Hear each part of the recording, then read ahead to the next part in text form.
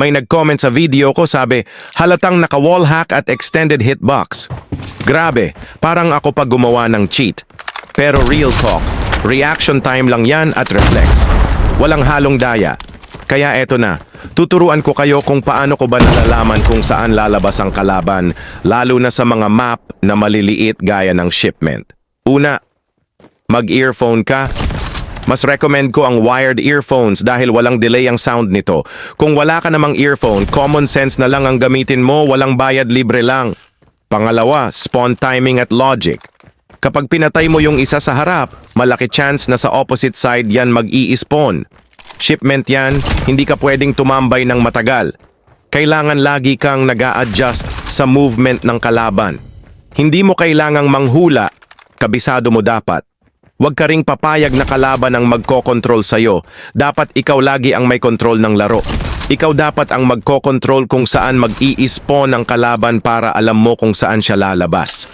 Yan na yung sinasabi nila sa akin na naka-wall hack daw ako dahil alam ko kung saan nakapwesto yung kalaban. Walang magic dyan. Game sense lang. Kapag kabisado mo na yung galaw, parang may built-in radar ka na sa utak mo. Next, yung flick ko raw parang may aim magnet. Sabi pa nga nila, ginalaw mo ata yung hitbox tol, pero ito ang sikreto at training lang yan. Bago pa ako mag-rank, dumadaan muna ako sa practice range. Ino-off ko ang aim assist ko sa training ground kasi gusto ko sariling reflex ko ang gumagana ng walang aim assist. Ang flick shots ko, galing yan sa muscle memory. Sanay na ang mata't daliri ko sa timing. Kaya kahit dumaan pa yung kalaban ng mabilis, ang daliri ko parang may sariling buhay, nagkukusa.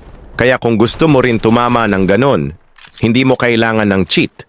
Kailangan mo lang ng tiyaga, consistency sa training, at konting confidence. By the way, ito nga palang nasa video ay yung klase ng opponent na ayaw ko. Siguro ayaw mo rin ng ganito. Unang round pa lang, nag-grenade na agad. E di syempre, binawian ko na rin agad ng contact grenade. Tapos halos lahat ng score streak, pinakawalan niya. Pero syempre, hindi ako pumayag. Kung gagamitan niya ako ng score streak fiesta, edi lalabanan ko ng utak at precision. Simula nung nag-nade siya, nag-activate na instinct ko, ganito pala trip mo? Kaya every move ko after nun, calculated na. Tinapatan ko ng contact grenade, tinapatan ko ng takbo, ng timing, at syempre, yung paborito kong flick shot. Di mo kailangang sumabay sa gulo. Basta, pag may game sense ka, kahit magpadala pa siya ng UAV hunter-killer sa buong barangay, mapapauwi mo pa rin ng tahimik. At eto pa, yung klase ng player na one-man army sa score streak pero wala namang accuracy.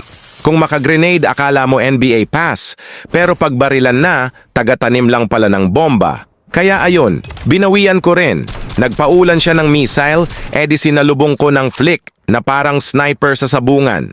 May mga player talagang puro ingay, pero pag tinutok mo ng tama, bigla na lang nawawala parang notification sa messenger.